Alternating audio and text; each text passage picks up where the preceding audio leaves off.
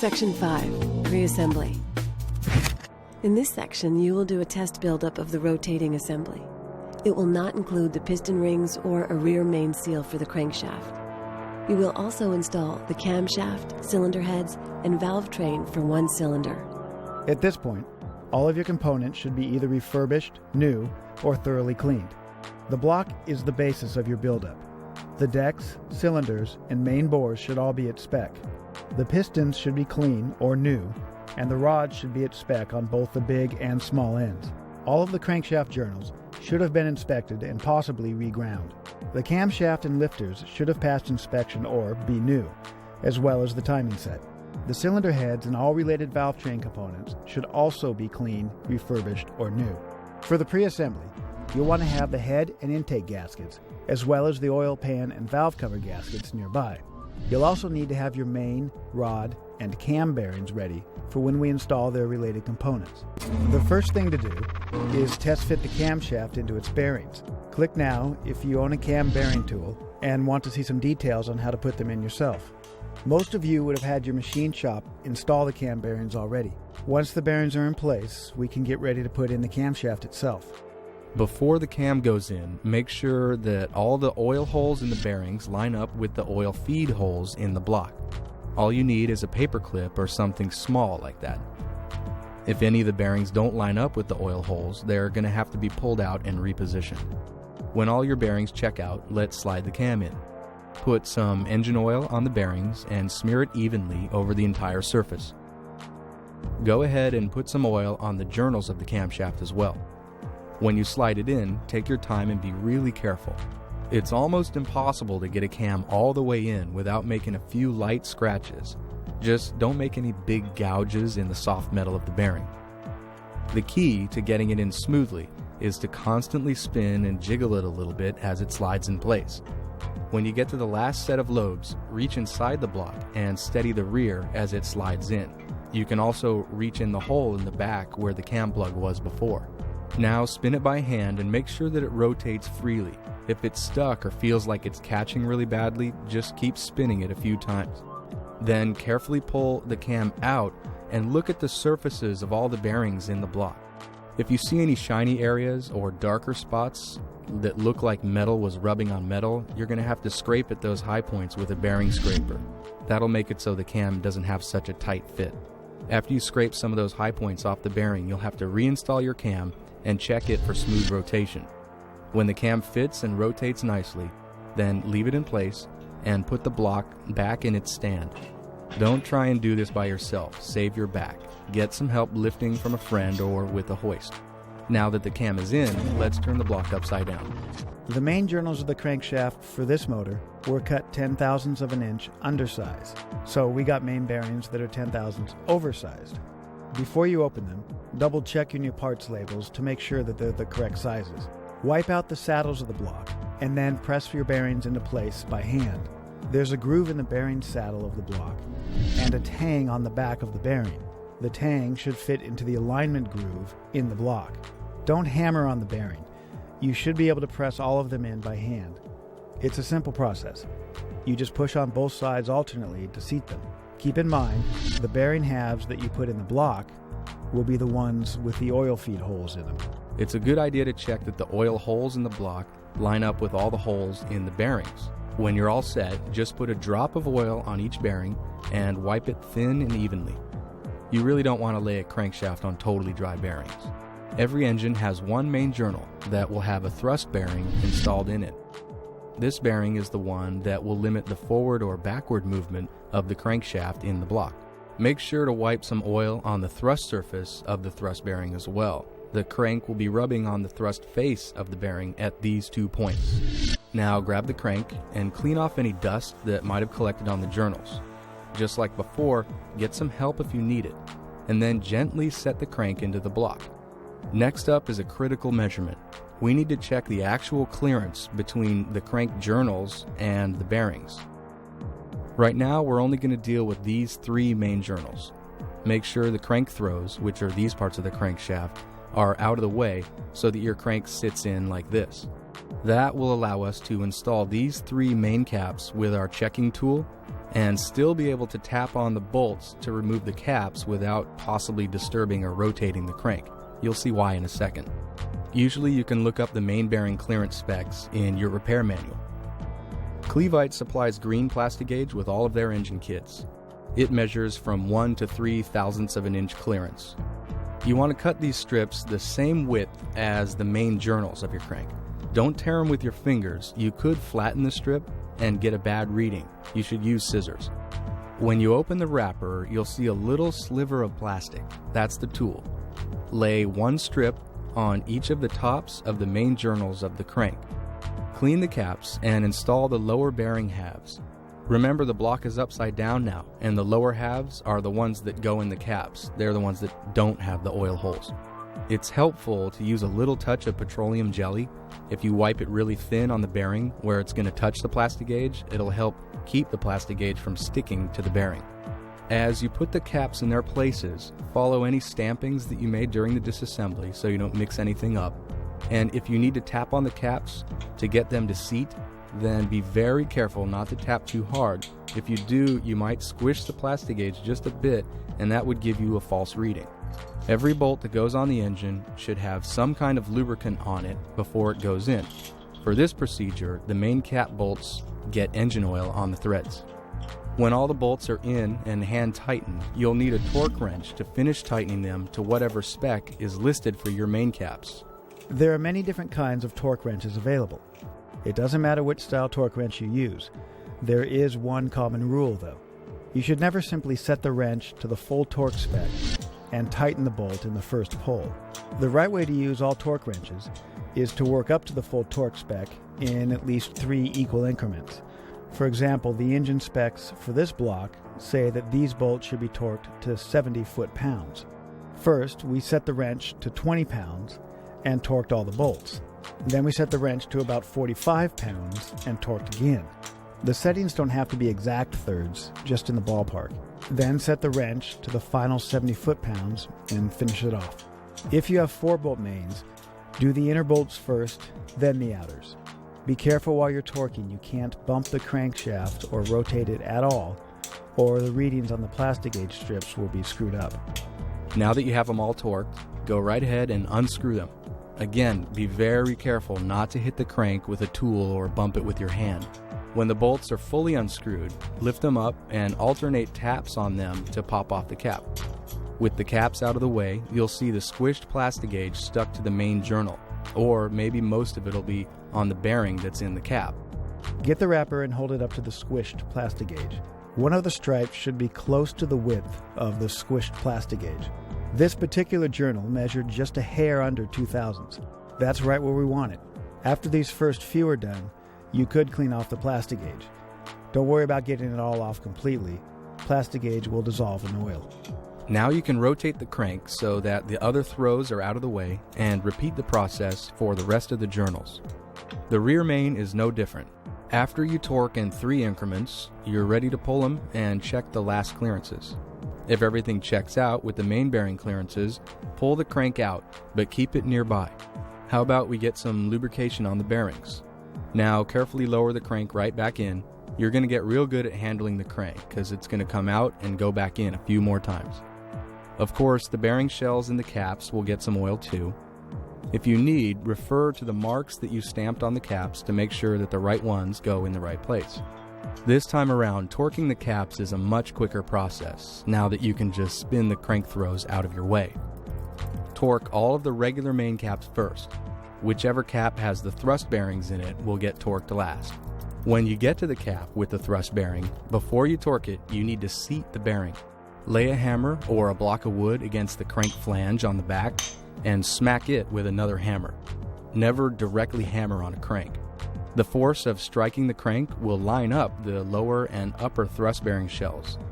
Now you can torque the cap that has the thrust bearings in it. When all the caps are torqued, the crank should be very easy to turn by hand. You shouldn't feel any binding or tight spots. For many engines, the next step is to press the lower gear onto the crank. If your timing set has a smaller gear that doesn't slide on and seat easily by hand, it'll need to be pressed on. We'll use a brass punch, so we won't scar the face of the gear. Alternate left and right with your hits until you hear a sharp difference in the sound of the hit. That will mean the gear is in all the way. Since the block is upside down, we're going to install our timing set upside down as well. It'll be much easier this way for almost any type of engine. Point the timing mark on the smaller gear straight down. And now you can install the larger upper gear with a bolt to keep the gear from falling off. Spin the gears and line up the two timing marks on the gears so that the center lines of the crank and the camshaft are aligned directly through the two timing marks when they're lined up with each other. Now pull off the big gear. You'll want to slip the big gear into its chain and hang the chain right back up on the small gear so that all the marks are lining up again. For slip-on style timing sets, all three pieces will slide on together at once while the timing marks are all lined up. Now you can install your bolt to hold the upper gear on. If your timing set has multiple bolts there, you just need one. Double check the timing marks just to be sure. Paint them if they're hard to see, and then tighten the bolt in the gear. Your timing set is now correctly installed. Now it's time for the pistons. The cam and crank were installed in basically the same manner as you'll do it for the final assembly. The pistons, on the other hand, are going to be installed without their critical elements. No piston rings. The first step in the process is to make sure everything's clean. Dust off the rod journals of the crank, then wipe out the cylinder bores with a clean, dry paper towel. Not the best idea to use a shop rag because they leave cloth fibers on the cylinder walls. When the bores are clean, wipe some fresh motor oil all over the insides of the bores.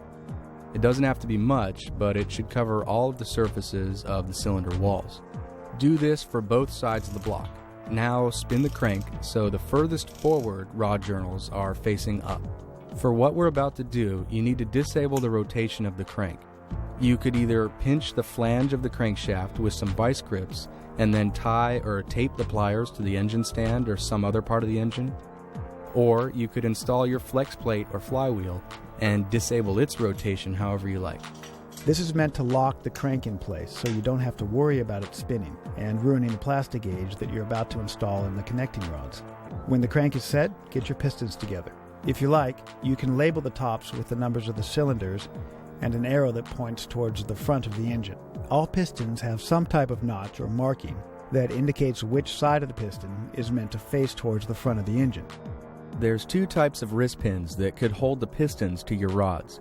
If you have full floating wrist pins, then wipe out the connecting rods, oil up the pins, and fit it all together. Be sure to check your repair manual to make sure that you install the rod in the right direction. There's no need to use any spiral locks or snap rings right now. Most engines have semi-floating wrist pins, and the machine shop would have already hung the pistons on the rods for you. With either type of wrist pin, the next thing you need to do is get the caps off the rods. If they were machined, they'll be torqued in place. Hold the rods steady in a vise or something like that, and loosen the nuts. The caps are usually stuck in place, so you'll need to hammer them off. Only do this with a brass or plastic face hammer. With the caps off the rods, you can install your new rod bearings. Before you try and fit them in, verify the part numbers to be sure that they match the sizes on your crankshaft. This crank was cut 10/1000ths undersize on the rod journals. Clevite bearings have a -10 in the part number that tells us that these bearings are 10/1000ths oversized. This set should match our crank just fine, but we need to check and make sure. The best thing to do is stick the plastic gauge in place with a little touch of petroleum jelly. Put it in both the number 1 and 2 rods, and then install your protector boots. We like to use 6-inch long pieces of fuel hose because it makes it a lot easier to line up the rod bearing to the journal of the crank. Don't let go of the piston right now. It'll fall right out with no rings that'll hold it in place. Keep a hand on the rod and have your cap and bolts nearby so that your other hand can install the cap. In most cases, the tangs in the rod and the cap need to be on the same side as each other. When you have at least one bolt threaded on, you can let go and cinch up the bolts hand tight. With the crank in this position, you can also put in the number 2 piston with plastic gauge on the bearing. Again, don't let go of the rod until the cap is on snug and there's at least one bolt tightened. Now 2 rods are in place, the crank is locked, and you have access to all 4 rod bolts. Right here, you need to know your rod bolt torque spec. This motor requires 45 foot-pounds on the rods. First, we set the wrench to 15 and did all 4 of the bolts. Then we did them at 30 and finished them off at 45. Then immediately after, loosened all 4 of the bolts. The most important thing is to pay attention when you're torquing and removing, and not to rotate the crank at all. Sometimes the caps can be worked off by hand. Usually, you have to hit the bolts to break the caps loose. This is the reason that we put the plastic gauge in the rod body and not in the cap. Just like before, keep a hand on the piston or the rod, because when the piston breaks loose, the piston wants to fall right out with no rings to hold it in the bore. Install your protector boots, and out it comes to be checked. This one checked in okay at 1.5 thousandths of clearance. Before we pull out the other piston, let's clean any plastic gauge off the bearing and crank from the number 1. Now we can lube up the first bearing and slip it right back into its cylinder and make all the bolts hand tight. Next, pull the other rod and check its clearance. If it looks good, oil it up, put some bolt protectors on, and put it right back in. When both caps are back on, you can go through the 3 increments of torquing on these 2 rods and then unlock the crank. Right after you're done checking the clearances on each rod journey, you'll want to rotate the crank at least twice slowly. This will mean the camshaft will have gone around 1 full turn. You want to look at the camshaft lobes as they rotate to make sure that none of the piston skirts will interfere with the cam lobes. You're also checking to make sure that the heads of the rod bolts aren't coming in contact with the block or a piston skirt or a cam lobe. When everything checks out okay, rotate the crankshaft so that the next set of rod journals are facing up. Lock the crank again and continue with the rest of the pistons. When all the pistons are installed and rotating smooth as silk, we can make the last few checks for the short block. Next thing up would be the oil pump. For every rebuild, it's a good idea to just get a brand new oil pump. It's good insurance. This new pump wouldn't fit on the alignment dowels. It turned out that one dowel was a little bent and needed a little persuasion from a brass punch, and then boom, perfect fit. If you have the chance, it's a good idea to upgrade to a one-piece all-metal drive for your pump, if you don't already have one. Hold the drive rod in place and slide the pump into position. Some pumps have a pickup already installed, some have one that bolts on. If your pickup needs to be pressed in place, there's a special tool that you could get to bang on a new pickup. You can also use an open-end wrench that just barely fits around the tube, and then you would hold a punch against the wrench. You'll need an extra set of hands to help you here. Just get someone you trust to hammer while you hold it, because ow, that might happen. So it's probably a good idea to have your helper actually help you hold it straight. Be aware that it is acceptable to hammer the pickup into place with the pump installed and tightened on the block. We recommend that you don't weld the pickup in place if it's installed on the block. These types of pickups will be movable by hand, but shouldn't be loose or wobbly. If it's really loose, it's okay to have someone weld it, but first you'd need to set the position. You'll want to do this for all types of press-on pickups. Pull the pickup to an exaggerated position that's obviously higher than the oil pan bottom. Now lay your oil pan on the block and push on it until it contacts the block rail on all sides. While you're here, you should check to make sure that the pan rail looks flat and isn't bent up from it being pried off. You'll want to lift off the pan and then rotate the crank to get a good place to lay a ruler. Look at the measurement and then tap on the pickup to drop it another 1/4 of an inch to clear it away from the bottom of the pan. Now mark the pump body and the pickup tube at that position to make sure that it can be reset later if it gets bumped, or you could use that mark for a reference if you want to have somebody weld the pickup in place. If you've never done it before, now you've assembled an entire rotating assembly, and you know for sure that all the internal parts are operating smoothly and have the proper clearances. Next up, we're about to assemble the valve train for the number 1 cylinder.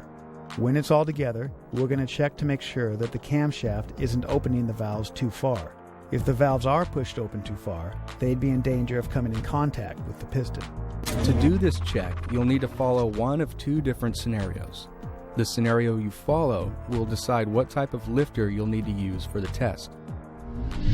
Choice A is for those of you that can't get a hold of lightweight checking springs, or for those of you that have your heads assembled already with the stock valve springs. For choice A, you'll need to have a set of solid lifters. Choice B is for those of you that have not assembled your cylinder heads, or for those of you that are willing to temporarily exchange the normal valve springs to lightweight checking springs.